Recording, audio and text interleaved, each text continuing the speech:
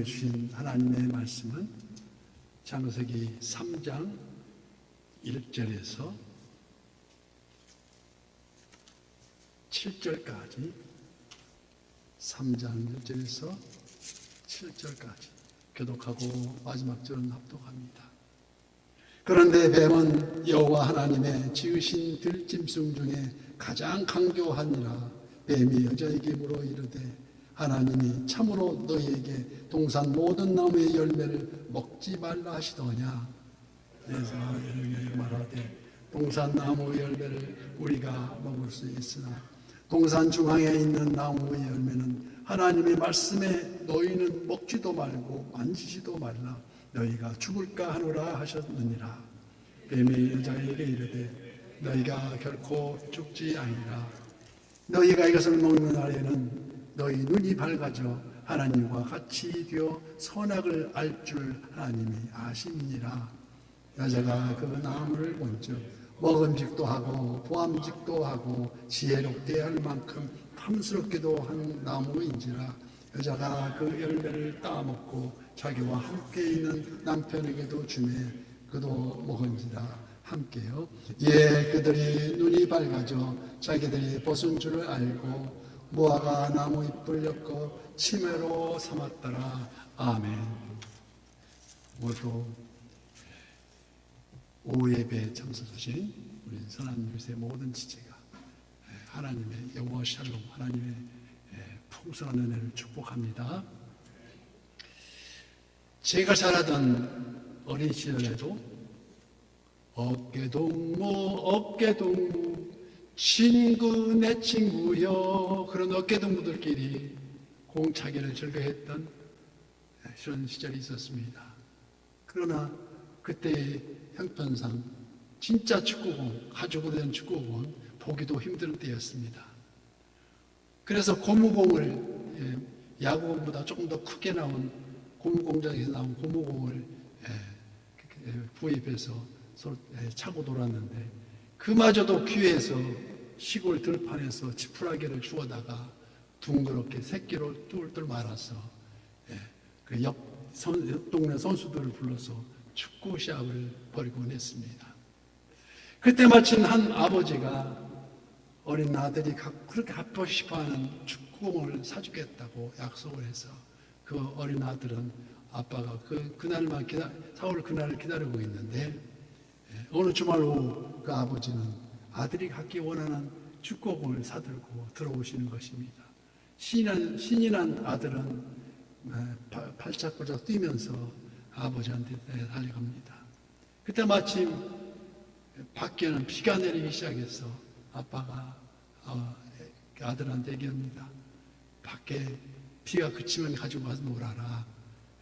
그래서 그 아들이 축구공을 받아서 자기 방으로 들어갔는데, 그때 그 이후에 그 아빠가 취할 행동이 두 가지가 있습니다. 분명히 개구장이 말을 찌긋찌긋하게 앉는 개구장인데 내 말 들을 리가 없으니까 얘를 나가지 못하게 현관문 위에서 잠그면 손이 안다니까 꼭 잠궈 놓는 1번 행동과, 그 다음에 배려는 틀림없이 가서 비를 맞고 놀 텐데 비 맞고 들어오면 따뜻한 물로 목욕을 시키고 깨끗한 옷으로 갈아입혀야지 하고 옷을 챙기는 두 가지. 그래서 어린 아들 편에는 첫째 교육보다 두 번째 그 자유로움을 더 선호할 것입니다. 저는 오늘 본문을 묵상하면서 에덴 동산의 선악과를 만드신 하나님이 바로 이러한 아버지의 모습은 아니었을까 이렇게 생각을 해봅니다. 천지 만물을 창조하신 하나님께서 자기 형상, 곧 하나님의 형상대로 남자와 여자를 창조하시고, 에덴 동산, 그 에덴의 뜻이 행복이라는 뜻인데, 행복된 동산이 되기 위해서 그 선악과를 취하지 말라 하시면 그들의 행동을 제한시키기 위함이 아니요 보다 더 자유할 수 있는 그러한 사랑의 배려는 아니었을까. 혹자는 그토록 사랑한다면 왜 하필 선악과를 만드셔서 따먹게 만들고 또 그 끝까지 결벽을 왜 했을까, 부정을 저지르게 했느냐고 반문하실지 모르나 끝까지 결벽을 주장하던 욥에게 하나님은 내가 하늘과 땅의 이치를 아느냐고 꾸짖음같이 천지 만물을 있게 하신 그 깊은 뜻을 오직 하나님만이 짐작할 수 있지 않겠느냐는 말씀입니다. 그래서 우리가 살아가는 잠언 16장 9절 말씀과 같이 사람이 마음으로 자기의 길을 계획할지라도 그의 걸음을 인도하시는 이는 여호와시니라고 말씀합니다. 오늘 보면 1절 말씀과 같이 그런데 뱀은 여호와의 하나님이 지으신 들짐승 중에 가장 강교하니라. 뱀이 여자에게 물어 이르되 하나님이 참으로 너희에게 동산나무 열매를 먹지 말라 하시더냐. 우리가 전쟁 중에도 적군이 가장 약한 방어선을 그러니까 제 경계가 제일 허름한 데를 택해서 침입하여 오듯이 사단 마귀는 아주 영특하여서 우리들 개개인의 약점을 파고들어서 공격의 대상으로 삼다는 것입니다. 지금도 383도 마찬가지입니다. 아무렴 우직한 남자보다 여자는 잔정도 많고 흔들리는 갈대의 순정이 있지 않을까. 그래서 4절 뱀이 여자에게 이르되 너희가 결코 죽지 아니하리라고 요격시켜서 말을 합니다. 즉 내가 먹는 날에는 반드시 죽으리라. 그 반드시가 빠져버리고 결코로 바꿔져 있습니다. 사단이 여자를 유혹하는 방법이 요한일서 2장 16절에 이는 세상에 있는 모든 것이 육신의 정욕과 이생의 안목의 정욕과 이생의 자랑이니 다 아버지께로부터 온 것이 아니요 세상으로부터 온 것이라고 말씀합니다. 그래서 6절 말씀 여자가 그 나무를 본즉 먹음직도 하고 보암직도 하고 지혜롭게 할 만큼 탐스럽게 한 나무인지라 여자가 그 열매를 따먹고 자기와 함께 있는 남편에게도 주매 그도 먹은지라. 뼈 중에 뼈요 살 중에 살이라는 운명의 공동체 여기에 아담의 죄를 영어로 오리지널 신이라 원죄라고 합니다. 그런데 먹었으면 자기 혼자 먹었으면 됐지 자기 같이 있는 남편에게도 바가지를 긋습니다. 먹으라고. 그래서 마지못해 아담이 먹는데 이때 하나님이 부르십니다. 아담아 부르니까 액 하면서 목에 가다가 걸렸습니다. 이렇게. 그래서 남자만 혹이 나와 있는데 이걸 영어로 아담스 애플이라고 합니다. 그래서 여자는 없어요. 그래서 남녀 구분하기 위해서 밤중에 구분하기 위해서 여기만 보면 답니다. 그래서 이와 같이 우리들 삶 속에 가장 경계해야 할 것은 각종 죄에 대한 유혹입니다. 매일매일 존재하는 우리들 선택의 자유 속에 그토록 유혹을 조장하는 선악과가 에덴 동산에서만 존재하는 것이 아니고 지금도 우리 앞에 또 다른 선악과가 여전히 존재하고 있다는 것을 우리는 기억해야 합니다. 유혹은 한 번 왔다가 스쳐 지나가는 일회성이 아닙니다. 유혹을 뿌리치면 뿌리칠수록 집요하게 다시 달려든다는 것입니다. 그래서 유혹은 혼자만의 힘으로는 감당하기 어렵습니다. 조직신학자 볼코프는 그에 저어서 원죄론에서 인간의 심 중에는 죄를 지은 내면성은 항상 지니고 있다. 그래서 언제든지 그 마음에는 죄성이 있다는 것입니다. 이것은 마치 사람이 천길 낭떠러지 절벽에 서 있을 때 자꾸 밑으로 떨어질 것만 같은 그 충동과도 같이 죄를 두려워하면서도 죄에 빠져가는 속성을 지니고 있다는 것입니다. 그 선악과를 따먹게 한 뱀의 배후에는 사단 마귀의 유혹이 있습니다. 결국 뱀이 사단 마귀의 도구로 전락됨으로써 오히려 그 지혜로움은 점점 더 사악하고 교활해져가는 그런 결과를 초래하고 있습니다. 이처럼 우리가 유혹에 대한 올바른 깨달음을 가져야 그 유혹에서 자유할 수 있지 않겠습니까? 미국 황야의 지대에 가면은 방울뱀이 그 독성이 강해로운 그 방울뱀이 살고 있는데 그 치명적인 독을 가진 이 뱀의 먹잇감이 다람쥐인데 다람쥐를 잡아먹는 그 과정이 아주 그 기경 방식에서 말씀드리면 그 방울뱀이 소리와 같이 먼저 모이가면 다람쥐를 잡아먹는 방법 중에 보면은 꼬리를 흔들어서 그 나무 밑에서 꼬리를 흔들면 따르르 하면서 이 방울 소리가 난답니다. 그 나무에서 가지에 숨어 있었던 그 다람쥐가 호기심에 발동해서 이게 무슨 소린가 하고 밑으로 내려보는 그 순간에 그 방울뱀하고 다람쥐하고 눈길이 받아치는데 솟아치게 그 독사의 그 눈빛에 질려버려서 오금이 저려가지고 다람쥐가 잡고 있던 발에 힘이 빠지고 털컥하고 손을 놓쳐버려서 그 떨어지는 그 다람쥐를 한 입에 덜컥 잡아먹는 광경을 볼 수 있다 합니다. 이처럼 유혹은 한순간에 방심해서 삼킬자를 찾고 있습니다. 그래서 우리가 잘 아는 베드로전서 5장 8절 말씀에 근신하라 깨어라 너희 대적 마귀가 우는 사자같이 삼킬자를 찾는다고. 어디로? 두루 다니면서 삼킬자를 찾는다고 합니다. 우는 사자같이. 왜 웁니까? 배가 고파서 웁니다. 지금도 그 울음소리가 들린다 이 소리입니다. 낙엽이 가는 길에 봄을 겨드는 희생을 수반하지만 왜 희생이라 합니까? 낙엽이 떨어지기 전에 한여름에는 울창하게 나뭇잎이 햇빛을 받아서 탄소 동화장으로 그 엽록소를 계속 가지를 향해서 보냅니다. 그 가지에서는 뿌리를 향해서 보내는데 때가 되어서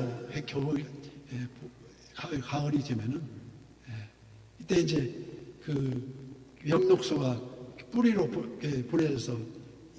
보내져야 이 추운 이 겨울에도 끄떡없이 얼어 죽지 않고 살 수 있다는 것이 바로 나뭇잎의 희생을 수반하는 그것입니다. 그래서 우리가 최소한의 자연분까지 생존의 뿌리가 되게 함으로써 그러므로 추운 겨울에도 견딜 수 있도록 그 자신은 노랗게 퇴색되거나 붉은스럽게 퇴색되어서 힘없이 뒹구는 낙엽이지만 그래도 봄이 오면 다시 핀다는 그런 미래를 가지고 그래서 낙엽이 떨어지지 않는 나무는 죽은 나무이다는 것을 판단할 수 있습니다. 그러나 유혹에 머무는 길목에서 우리가 넘어지지 않고 자유할 수 있는 길, 그 길은 하나님은 절대 순종을 원하신다는 것입니다. 선악을 알게 하는 그 나무 열매는 먹지 말라.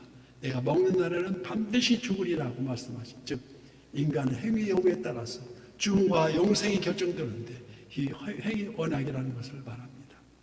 인간이 죄의 함정에 빠지는 것도 가슴 설레는 안목, 달콤한 속삭임, 이를 확인하고 심지어는 그 욕망으로 그 대상이 이끌려서 그만 유혹의 덫에 걸리고 만다는 것입니다. 여호와 하나님께 그토록 신실했던 다윗 왕도 부하 장수들은 다 격전을 치르고 있는데 전쟁을 열심히 하고 있는데 자신은 어느새 한가로이 그만 왕궁 옥상을 거닐다가 목욕하는 한 여인을 훔쳐보고 그만 올무에 빠졌고 역발산의 힘을 가진 사사 삼손도 이방 여인 드릴라의 미모에 넘어가 두 눈이 뽑히는 치욕을 당하고 말한 것을 우리가 성경에 볼 수 있습니다.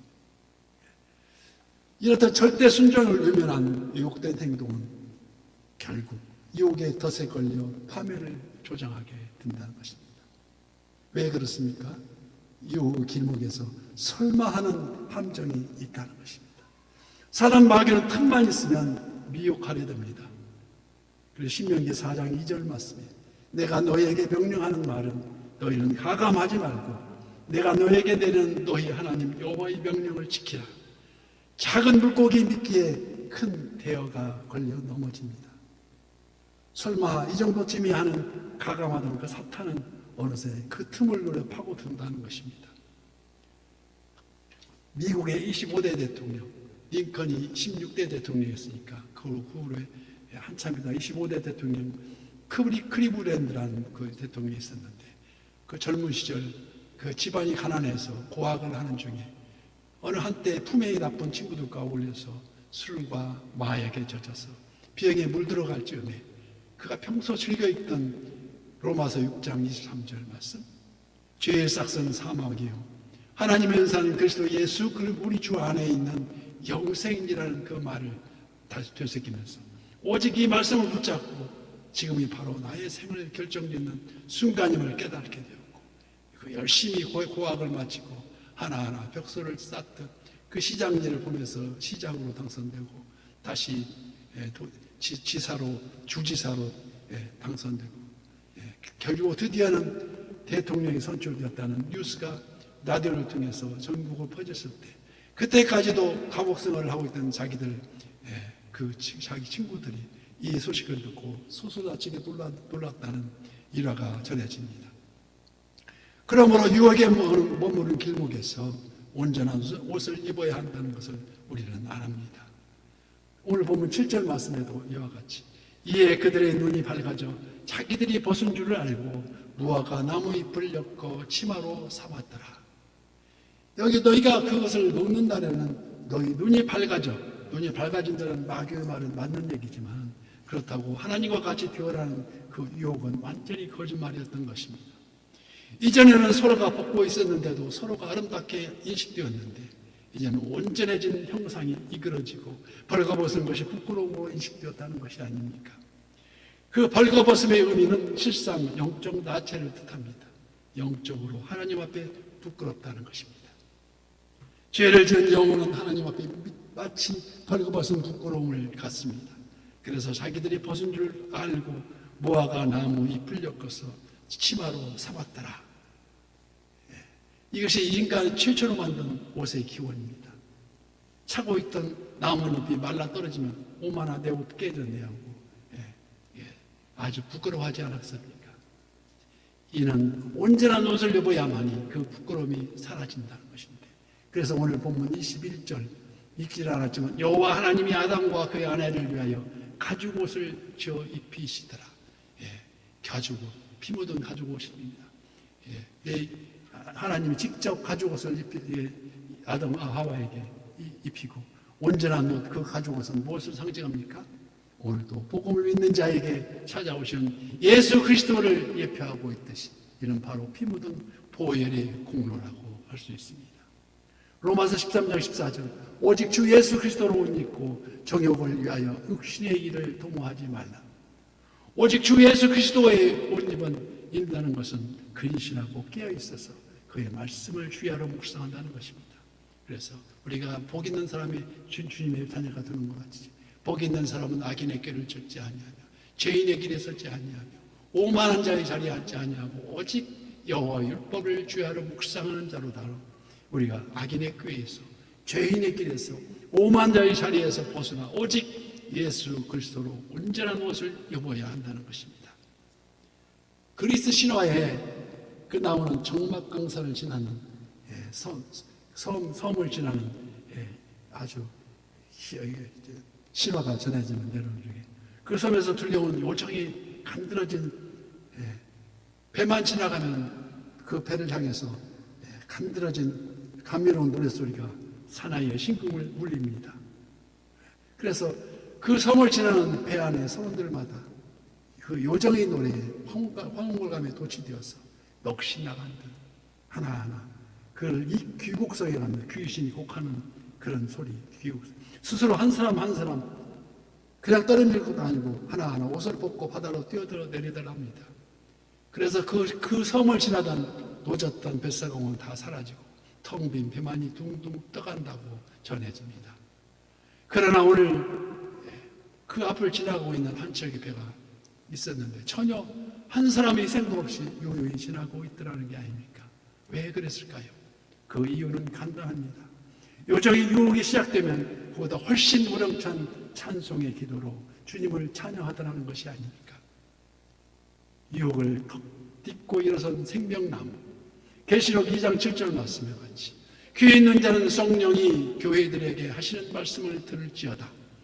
이기는 그에게는 내가 하나님의 낙원에 있는 생명나무 열매를 주워 먹게 하리라. 2025년 선한 유세 공동체 부흥의 원년으로 향하는 생명나무 열매가 이 제단에 차고 넘치도록, 가득 넘치도록 이루어지기를 예수님 이름으로 축복합니다.